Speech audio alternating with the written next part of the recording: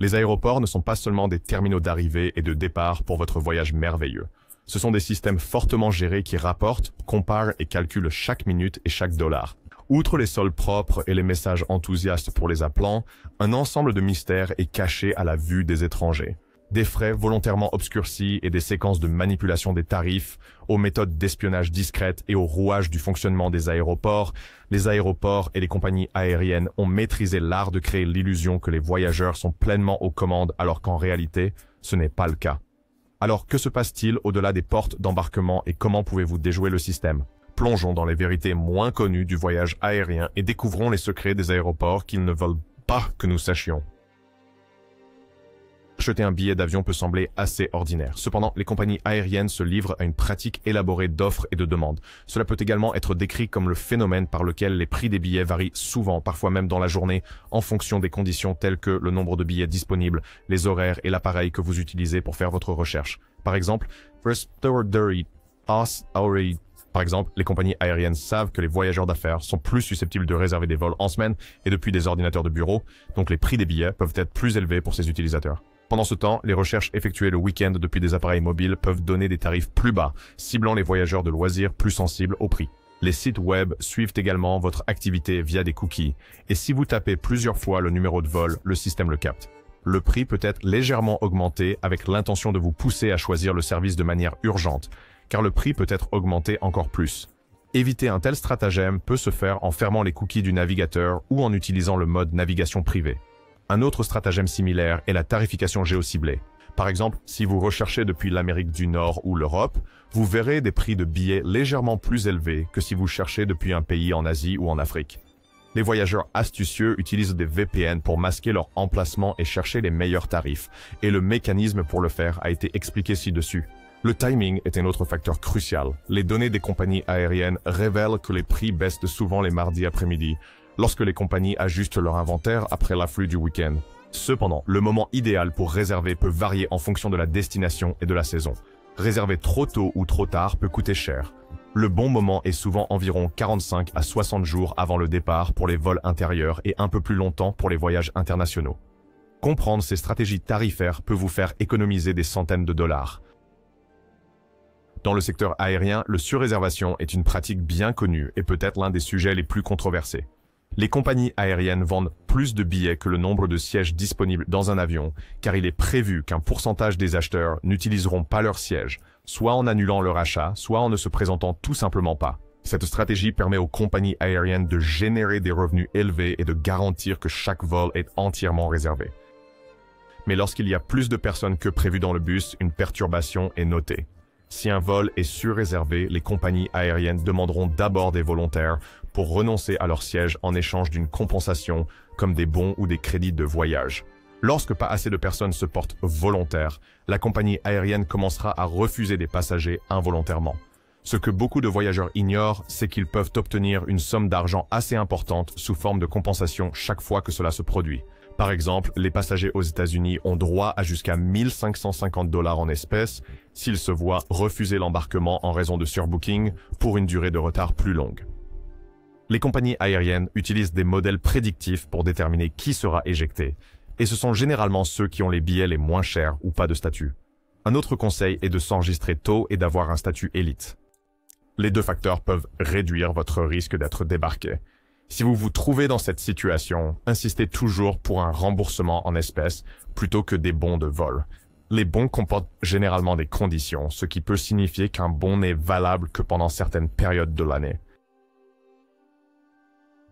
Les compagnies aériennes à bas coût ont désorganisé le marché du voyage et nous pouvons désormais voyager à des prix bon marché.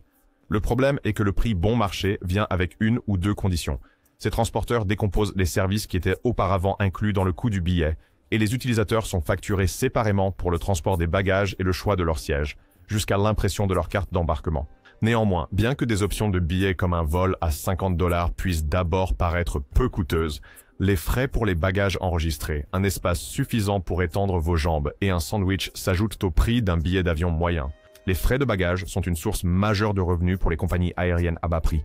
Alors que les compagnies aériennes traditionnelles incluent souvent un bagage à main et un bagage enregistré gratuit, les transporteurs à bas prix facturent les deux, et les frais augmentent si vous payez à l'aéroport au lieu de le faire en ligne. Mesurer soigneusement votre bagage est crucial, car dépasser les limites strictes de taille de la compagnie aérienne peut entraîner de lourdes amendes à la porte d'embarquement. Les sièges sont une autre dépense indéterminable, car les gens choisiront le siège plus cher, même s'ils savent qu'il n'est pas meilleur.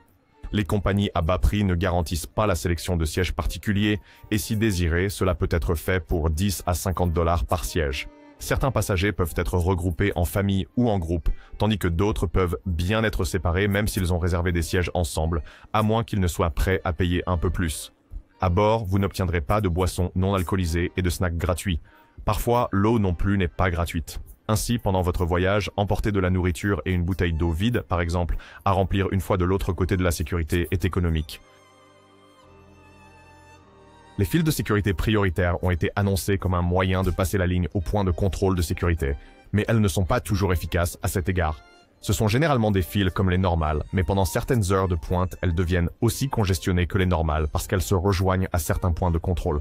Des systèmes comme TSA PreCheck ou Global Entry sont relativement efficaces, mais ils peuvent aussi être considérablement ralentis par un manque de personnel ou une augmentation du nombre de passagers. Les critères de profilage sont également utilisés par les aéroports pour examiner certains passagers plus attentivement. Alors que certaines personnes seront choisies au hasard, d'autres seront ciblées en fonction de critères comme l'achat de billets aller simple, une réservation de dernière minute ou même le comportement du passager. Ce processus est assez aléatoire et devient agaçant, surtout pour les passagers qui sont pressés pour une raison ou une autre. Pour les voyageurs fréquents, investir dans des programmes comme Clear, qui utilisent des données biométriques pour accélérer le processus de sécurité, peut faire une différence significative. Cependant, ces programmes ont un coût et leur efficacité varie selon l'aéroport. Voir un tapis à bagages vide après l'atterrissage de votre vol est un sentiment d'abattement que chaque voyageur redoute. Malgré les avancées technologiques en matière de suivi, les bagages perdus restent un problème courant. L'un des deux systèmes de gestion des bagages est un système centralisé qui trie des milliers de valises par heure et la plupart des aéroports l'utilisent. Un problème aussi courant qu'un code-barre mal lu peut faire que vos bagages arrivent dans la mauvaise ville ou sur le mauvais continent. Un bagage perdu peut rester non réclamé pendant de nombreux mois jusqu'à ce qu'il soit vendu. Certaines entreprises récupèrent les bagages perdus et vendent même des articles tels que des chaussures, des vêtements, de l'électronique, etc. Les exemples notables incluent les situations où les individus ne réussissent pas à étiqueter clairement leur sac ou utilisent des traceurs GPS et finissent par perdre des objets de valeur lorsqu'ils sont voyageurs. Ce sont de petits appareils portables qui peuvent tenir dans le coffre d'une voiture ou, dans ce cas, dans votre valise, et seraient capables de donner des informations en temps réel sur son emplacement et d'aider à sa récupération beaucoup plus rapidement. Les achats hors taxes ont longtemps été présentés comme une partie essentielle de l'expérience aéroportuaire, promettant aux voyageurs l'attrait des produits détaxés à des prix imbattables. L'idée de dénicher des articles de luxe, des parfums, de l'alcool ou des souvenirs à prix réduit est tentante, et pour beaucoup, cela ressemble à une récompense pour avoir supporté le stress du voyage. Cependant, la réalité des achats hors taxes est bien plus complexe et souvent moins lucrative que ne le suggèrent les publicités brillantes et les présentoirs étincelants. En théorie, cela peut conduire à des économies importantes, mais en réalité, de nombreux magasins hors taxes augmentent leur prix de base pour absorber les frais liés au commerce dans des emplacements d'aéroports coûteux. Les coûts de location des commerces dans les aéroports sont significativement élevés en raison de l'opportunité unique de capter l'attention et l'argent des clients, et ces coûts sont supportés par les clients. Par exemple, bien qu'une bouteille de whisky de luxe soit exemptée de taxes, le prix de base est généralement bien plus élevé que celui d'une bouteille de whisky dans votre magasin de spiritueux de quartier ou même en ligne. Bien sûr, leur perte en taxes est en quelque sorte compensée par la majoration effectuée sur eux dans ce cas particulier. L'un des aspects les plus trompeurs des achats hors taxes est l'idée que l'on fait toujours une affaire, simplement à cause de l'étiquette hors taxes. En réalité, les économies varient considérablement selon la destination, l'article et même les taux de change. Un sac à main de luxe acheté dans un magasin duty-free en Asie pourrait coûter moins cher qu'en Europe, mais seulement si le taux de change vous est favorable et si le détaillant n'a pas considérablement augmenté le prix.